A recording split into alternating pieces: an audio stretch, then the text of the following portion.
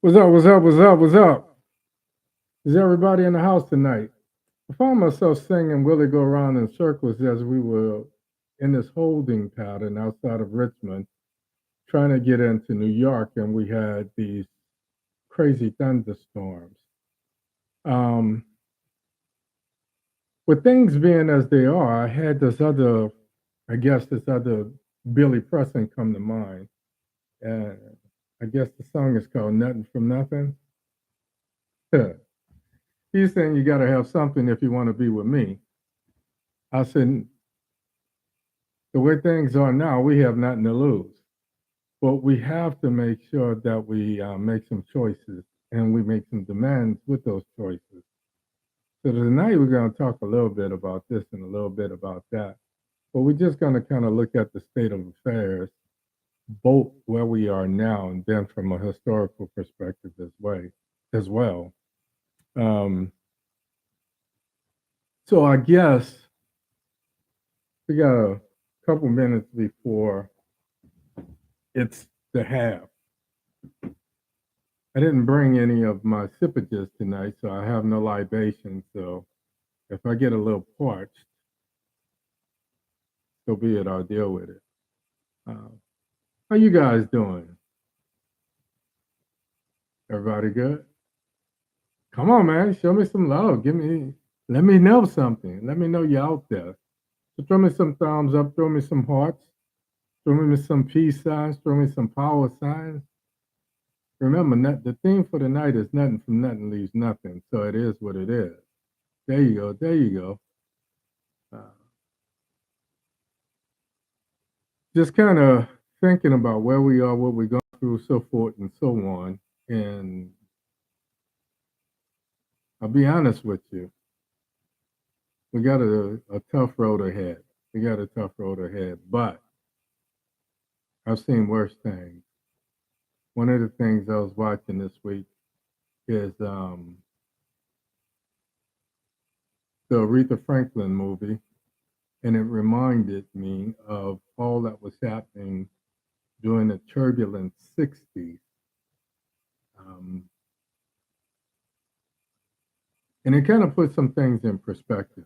Last week I talked about perspective and things that mattered, but how to put some of these insurmountable things, with things that seem insurmountable on the front end, how to put them in perspective so we can kind of deal with them so they're not so overwhelming. So had something interesting today. I posted it on my page, and it seems like our president has had a change of heart on some things he felt strongly about before. And I said it's too little, too late. So we're gonna talk a little bit about leadership. Now I've got a couple things running through my mind. And I'm just kind of waiting on a couple people to get here. And usually I'm so upbeat. I'm so upbeat, but um, maybe I needed that sippage just now. But I had a fabulous week, especially yesterday. It's been productive as hell. So from that perspective, I'm not having any issues with anything and anyone. From the perspective of what you guys are feeling moving forward, I feel some trepidation. I feel some anxiety because I don't claim to be an empath, but I feel what others feel. Part of that's my Creole powers. Part of that is I was raised to care about others, and part of that is my Marine Corps background. We have a tendency to fight for those that can't fight for themselves. So that's too much nobility for any one man, if you ask me. So with that, I've got three past the half hour. I'm gonna give it a couple more minutes. I want to say a couple things. I've been looking at my format, and I'm looking at changing it. I'm looking at being able to add some people in. You guys have been tremendous in supporting me for the last 3 years. So as we move into July, August would be my 3rd year anniversary of doing this podcast. And even though I changed the set at the beginning of the year, I'm looking at changing the set again. I'm worse than a woman, I tell you. I get tired of looking at stuff, and I would change the decor at the drop of a hat. So 4 minutes. 4 minutes past the half hour. We got a couple more people coming up in here. Show a brother love. Show a brother love. Come on in, take your seat. Put your helmets on. Stop licking windows. Put the crayons down. Don't put your bubble gum under my seat, underneath my chairs. And come on in and get ready to get this. It is what it is. And that being said, I'm fixing some things up. Y'all see, I got this little gray spot coming and it's going to the back of my head. Wow. I don't know if it's wisdom or if it's anxiety and depression, worried about what's happening in this world that we call ours, in this country we call America. So whatever the case may be, it is what it is. But, I get tired when people say, "Oh, you look good for your age." Now, I look good for any age, but, that's just what it is. So what's up, people? How y'all doing?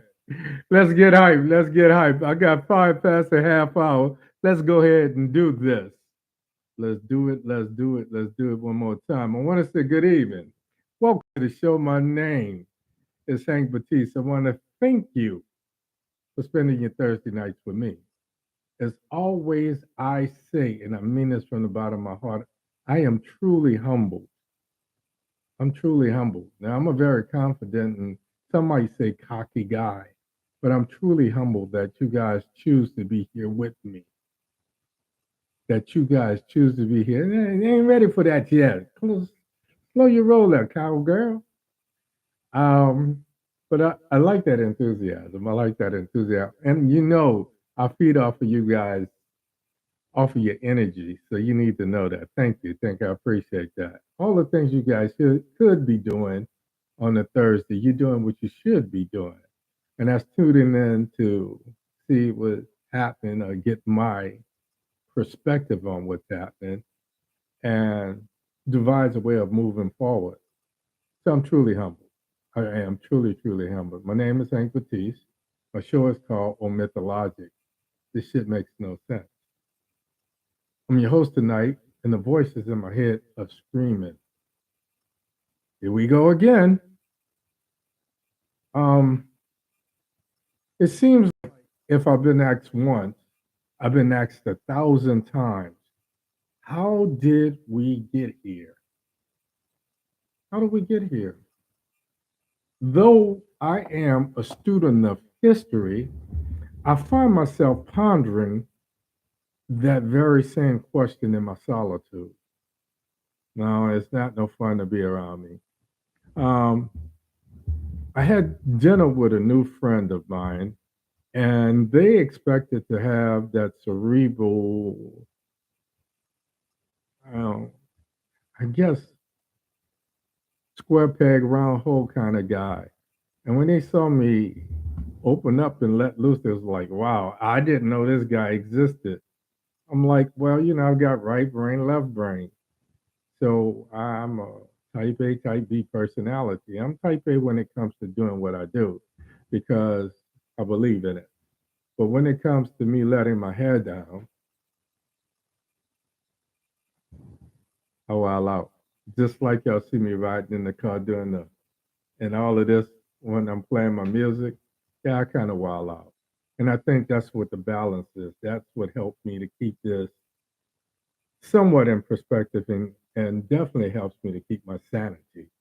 So I know you guys. I know you guys. Here we go again. Some people I talk to say they do not vote because we've not had a candidate that moved them or invoked confidence. Some say since Barack Obama. Some say John F. Kennedy. So I guess some people are giving away their age, but some of those people are young kids. So I guess they are kind of paying attention, or maybe it's something they heard from their parents, grandparents, or what have you. So we don't have that kind of leadership that makes us feel warm and fuzzy and wants to get out. I think the last two elections, 2016, 2020, we felt a sense of desperation. Um, for those people that say they haven't felt that confidence since Barack Obama, I say that I knew in my heart of hearts that there would be some repercussions because America, with its racist undertones and its truly racist history, I knew that there would be some backlash. I knew that there would be the pendulum swinging to the other end with more than inertia, some momentum. So on the night of Obama's very first win, 2008, the Republicans met and they came up. Now, this is not me saying this. This is what's his name? Harry Reid and Boehner. They said they came up with two directives. The first directive was that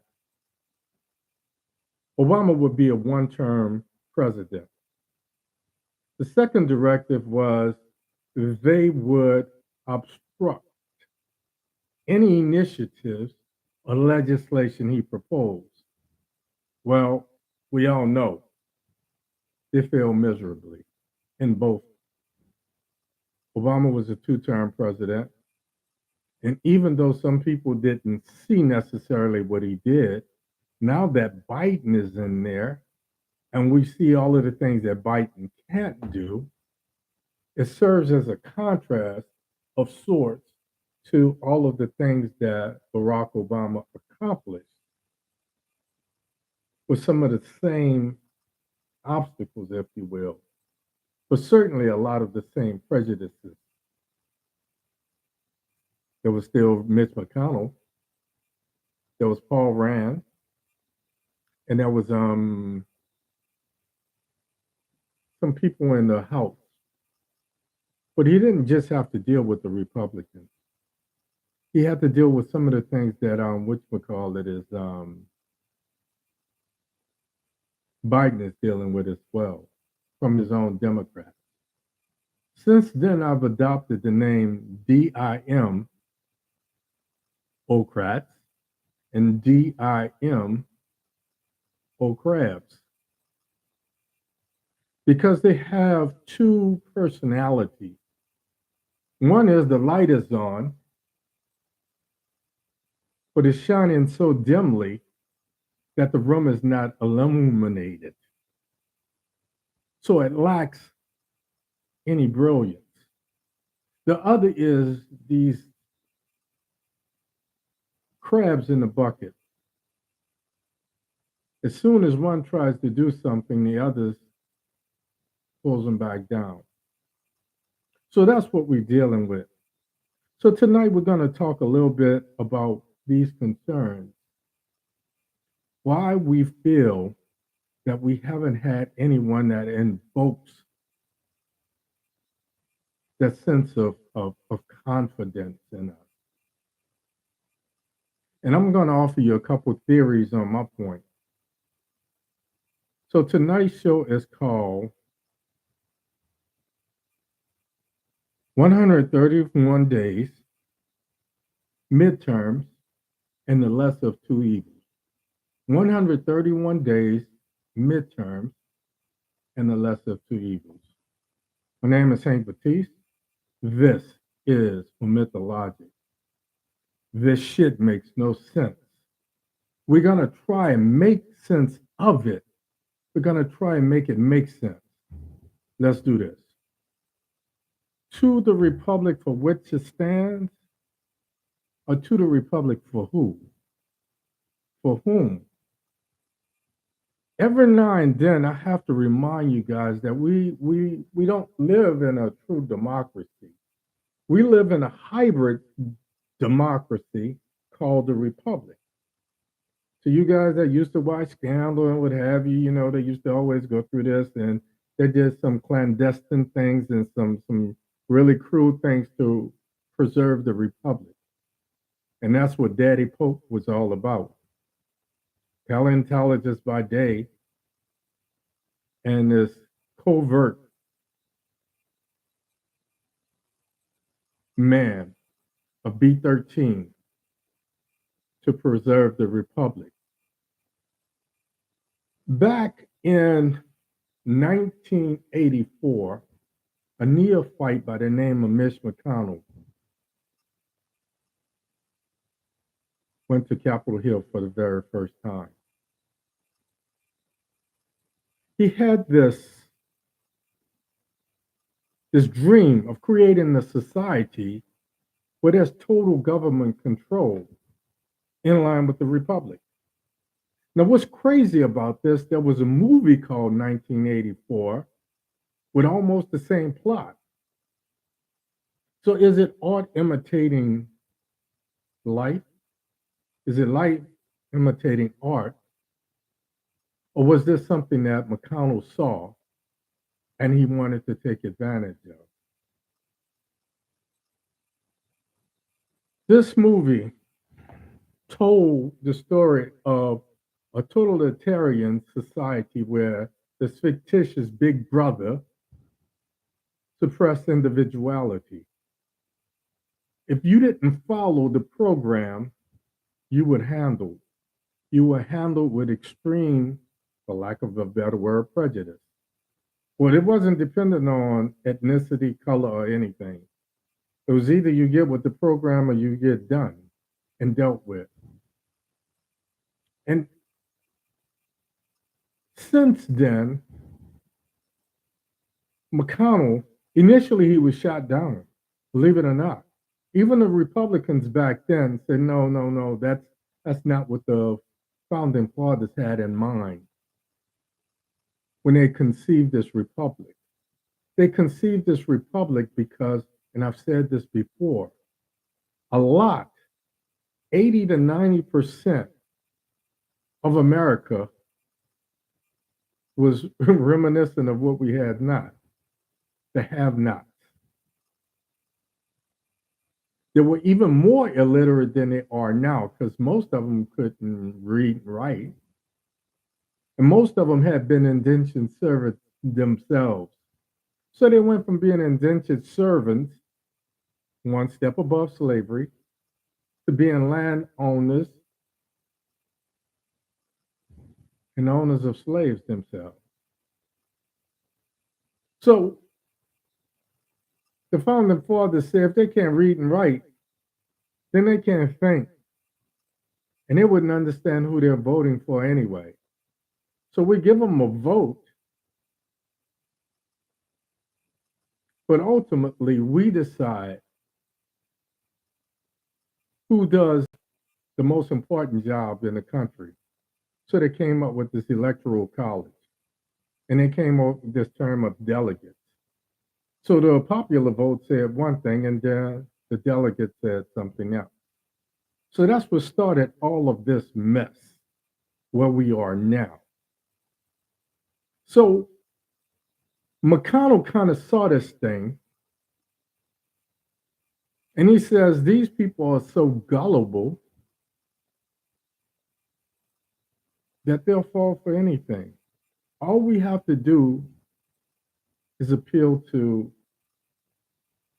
their fear, not their heart, that fear. If we can manipulate that fear, we can manipulate them to do anything we want.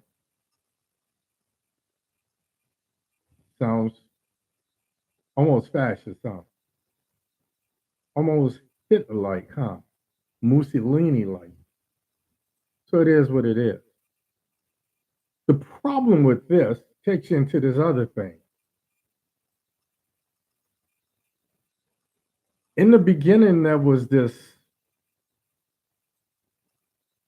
being a public servant was just that. You served the public, and they were hands on. You could reach out and touch them until people start to get so aggravated that they started to carry out a assassination. Because you could see a president walking down the street without all the Secret Service and this, that, and the other, and you could walk up and shake his hand and otherwise. What what was crazy about this is the people, most of the people that held his job, they had their prejudices, they had the little,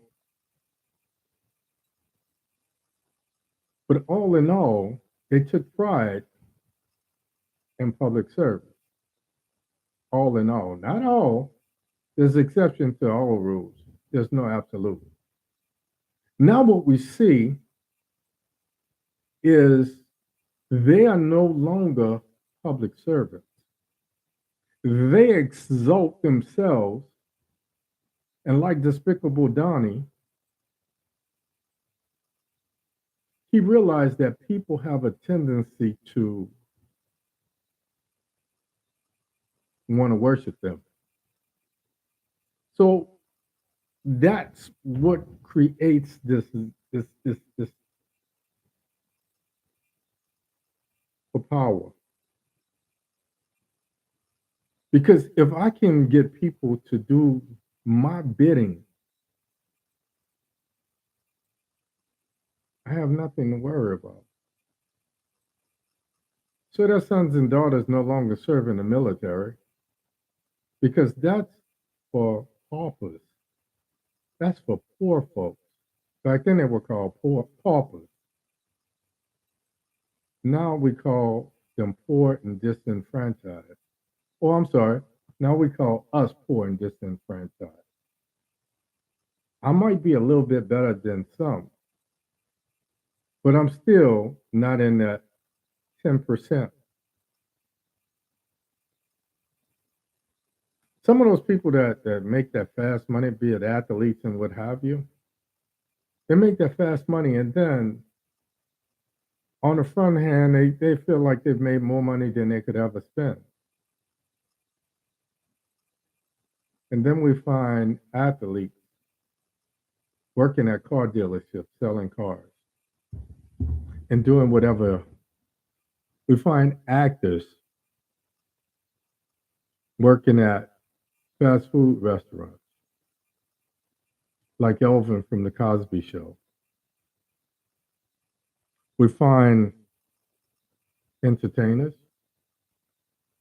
in one-hit wonders. Today, they're living in a mansion. Tomorrow, they find themselves right back in the neighborhood that they were trying to escape. So don't fool yourself. Simply because you got a little money in the bank, simply because you got your name on a deed, simply because you got a little job. Let's keep this shit in perspective. Don't fool yourself into thinking that you're immune, because you certainly aren't. Um, Poor leadership at every level. We see it on the local level. We see mayors that become so corrupt. You know, I'm about to piss some people off. I spent 12 years in the DMV, the District of Columbia, Maryland, and Virginia. Those three areas are they're so close together that we affectionately refer to it as the DMV, District Columbia, Maryland, Virginia. Now, everybody kind of knows the story of Marion Barry. Marion Barry started off doing a lot for the District of Columbia. That's when Parliament Funkadelic referred to it as Chocolate City in the vanilla suburbs. And then Absolute power corrupts absolutely.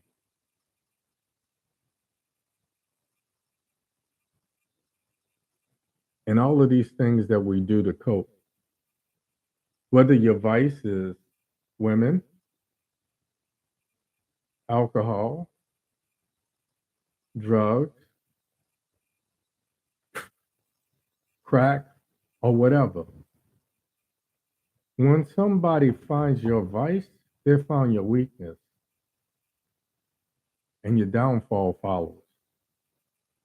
So sometimes what starts off as good leadership, it's hard to stay there because you've got a system that pre-existed you that, like diabetes or cancer, anything else, over a period of time, it wears you down. It changes what you believe. You get tired of fighting. And it's funny because Biden spent 40 something years in Congress, most of it as a senator. And now we see him beaten. We see him almost accept defeat. We see him going back and forth and forth and back. And now suddenly, I posted this story today, that now he's thinking about supporting doing away with the filibuster. And I said, it's too little too late. Because now you are a crib note in a 4-year story. And nobody's going to remember what you did.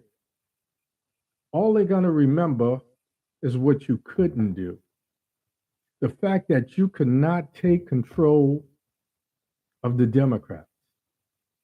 The fact that, and see, people are not going to remember Nancy Pelosi as I talk about Nancy Pelosi. Pelosi is going to be remembered as the first woman to be Speaker of the House. History will not say that Nancy and Paul Pelosi put investing in Wall Street before they put the needs of American people. Those people that we talk about, the poor and disenfranchised. That's not the history that's going to be written. History will not remember Joe Manchin as the man who had 80% of the coal, his hand in 80% of the coal in West Virginia. He's going to be remembered as the centrist. The hell is a centrist? Who somehow fought to keep inflation down. Fuck out of here. You caused all of this. But Pelosi isn't going to be tagged with it. Manchin isn't going to be tagged with it. Sinema went from being, quote unquote, Green Party, where she fought government corruption and was thought to be a progressive, to being this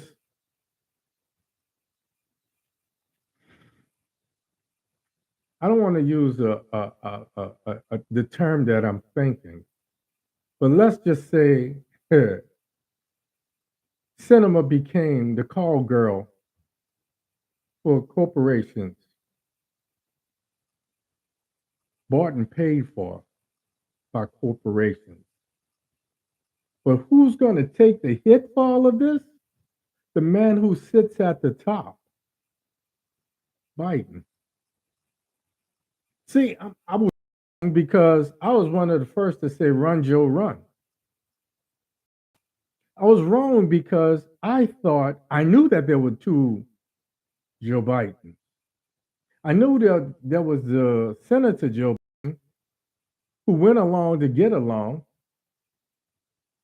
who beat the hell out of Anita Hill, and who was instrumental in putting Clarence Thomas on the Supreme Court.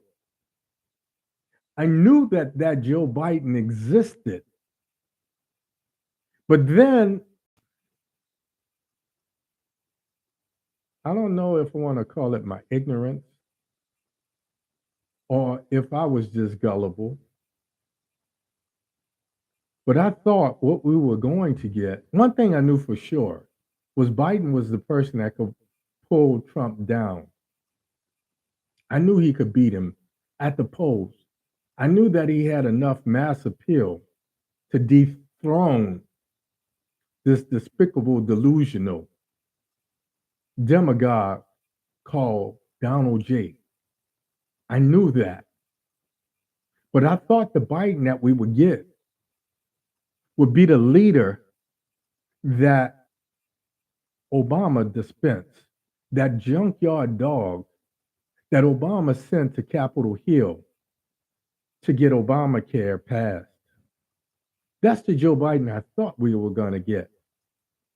And remember, my Creole powers told you in the first 100 days that he would hit the ground running and he would do all of these things. He would undo a lot of the things that Trump did.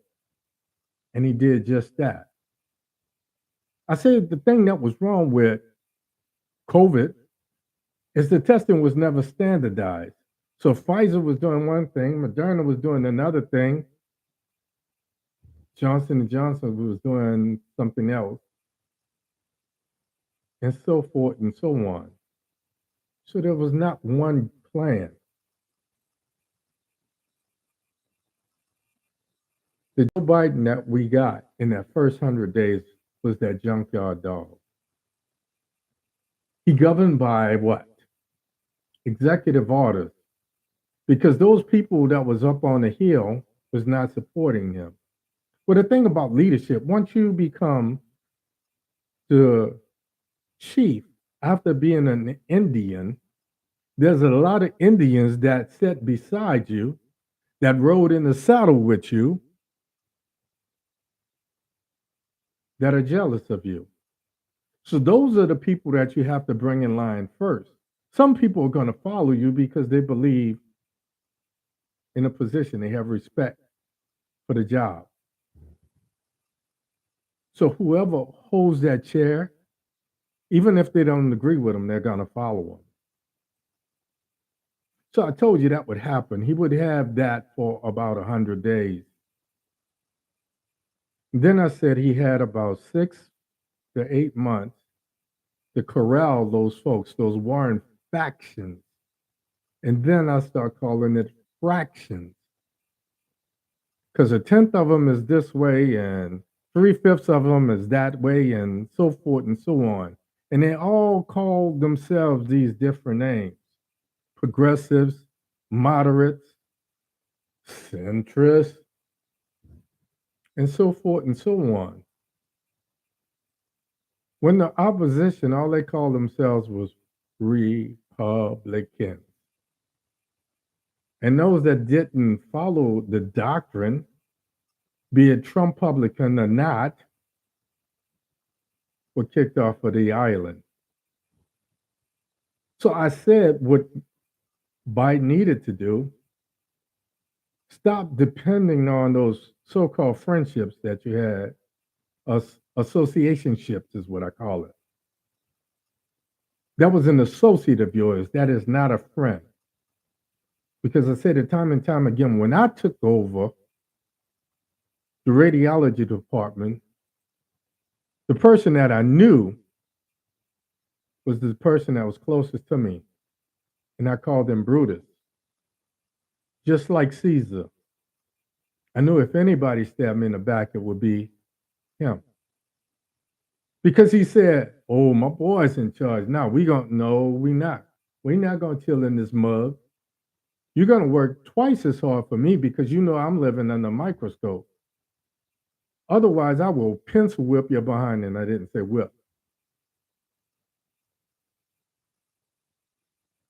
I will pencil F you to death.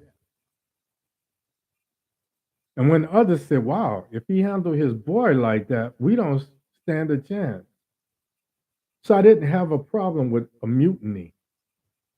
What Biden has now is nothing short of a mutiny. So let's call it what it is. January 6th, it was a coup, a failed coup. And I told you time and time again, the coup continues. It's not over. We see it on the US Supreme Court now. All of that noise we made in 2020 when we talked about Black Lives Matter and Nancy Pelosi put kente cloth around her neck and she stood out front of all the other Democrats and took a knee. And they promised to pass a police reform bill. They even were going to call it the George Floyd Bill law.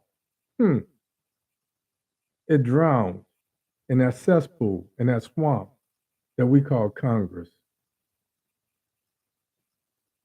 And then little John Lewis got more and more frail and eventually succumbed to his illnesses. And they decided that they were going to do a John Lewis bill for voting rights. It was renamed Voting Rights Act and it drowned as well. So under the leadership of Nancy Pelosi, we're 0 for 2 now. And so on and so on and so on. But they won't be remembered. Biden will. Because when you take that job, all successes come to you. You can recognize other people, but you get credit for successes. More importantly, you have to take the for the failures. You have to take the responsibility because it's up to you as a leader to hold others' feet to the fire, to provide oversight and accountability. And that's where this get along, go along to get along, Joe Biden has showed up on day 101 in the White House when he started calling cinema a damn neophyte to the Senate. She had been in Congress before, but this is her first time in the Senate. And she said, well, damn it, if Manchin can do it, and these corporations are coming to me and they offer me all of this money, I can do it too.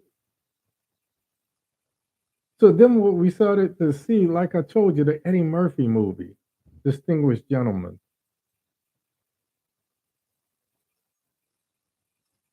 To the republic for which it stands, or to the republic for whom? So now, Biden listening to Manchin, he gives him an audience, and Manchin played him like a fiddle. Well, I'm talking to the president, and we're gonna talk about this. And if he comes up with something I can support, no, should have get off the pot. If you don't get with this program, you're out of the Democratic Party. Plain and simple, cut and dry. But that's not the junkyard Joe Biden we got. We got the Joe Biden that listened to the press. When the Republican machine said, well, I thought you said you were going to work on being bipartisan.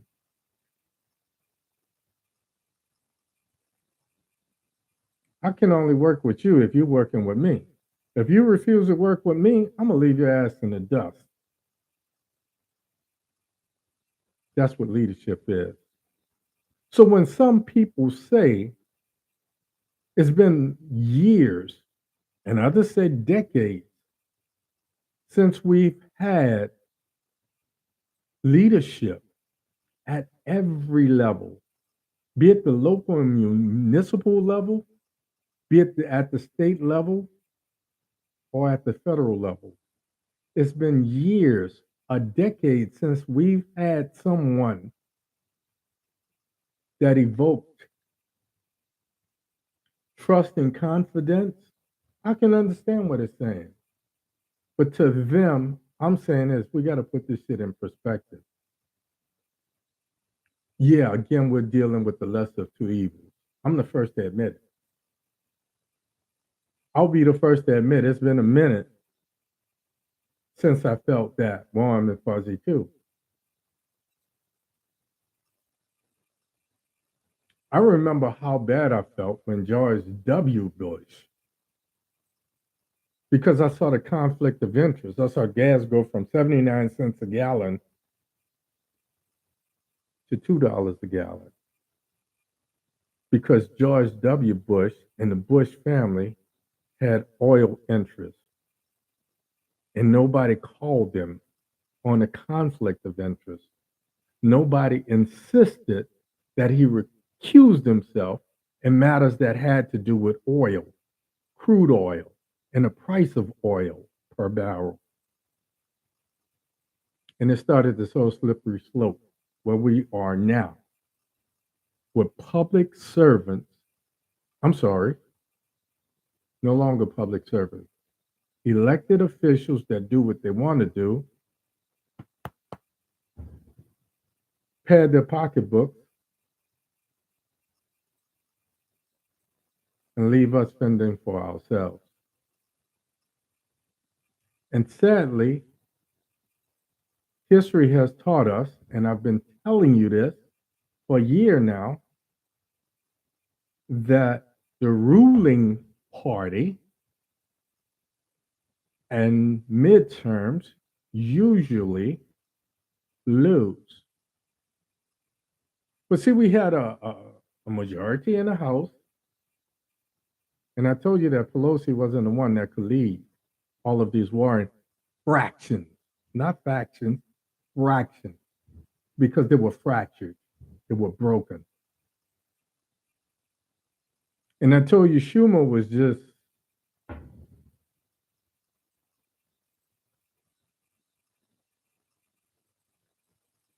and I wanted to see Biden marching up those Capitol stairs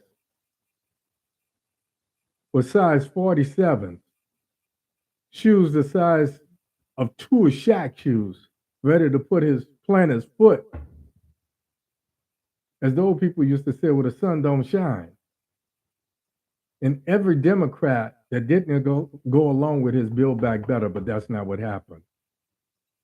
So our republic has suffered. We as a people have suffered. And that's where we are now. But I'm going to say this and I'm going to let you go. Putting it in perspective, if we think things are bad now, stay home. I told you, to all of you people that were all up in airs and what have you, oh, they repealed the Roe v. Wade. I told you that was going to happen. Why are you shocked? So I'm telling you now, if you didn't listen to me when I told you about Roe v. Wade, listen to me now. In 131 days, we either put them DIMocrats back in power and demand that they do what we need them to do, or we allow Mitch, who for 28 years, 38 years, I don't know, I don't even want to do the math, since 1984.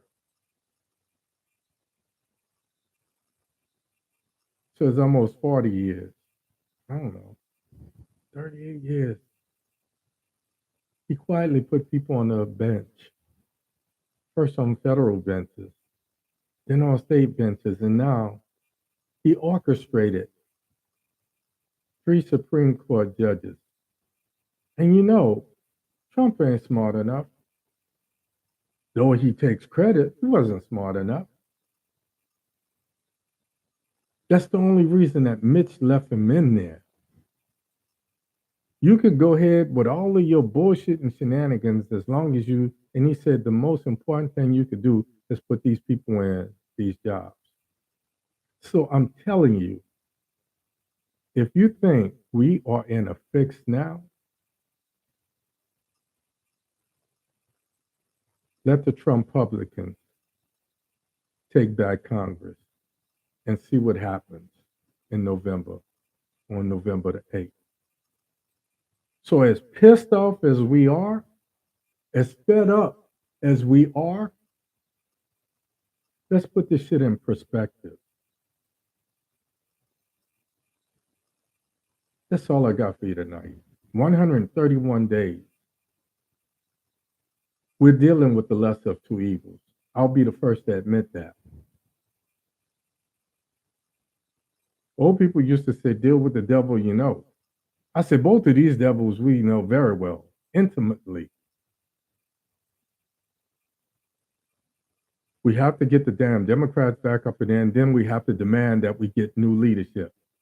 Because Pelosi and Schumer ain't doing it. And we need to hold Biden's feet to the fire. We need that junkyard dog. We need that man who's making those promises. The only way you're going to hold those promises is by holding people's feet to the fire. That's all I got for you tonight. Keep it in perspective. 131 days. Midterms. As always, imparting. I'll see you next week. Same Baptiste time, same Baptiste place. Just go to my YouTube, sign up, bam, and stay tuned. I ain't gonna give you no bullshit. I ain't gonna blow smoke up your butt. I'm not gonna tell you about berries and unicorns. It is what it is. Let's make sense of it.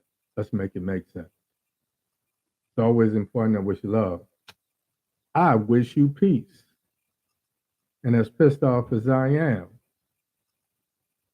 I love the hell out of you folks. Ain't a damn thing you can do about it. I wish you had grease. I'm out of here, people. Have a great week. See you next week. Good night.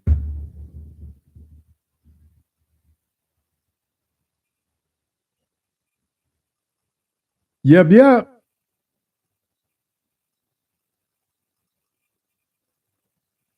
Appreciate you, YouTube. Same time next week. Same Baptiste time, same Baptiste place. Baptiste. Good night.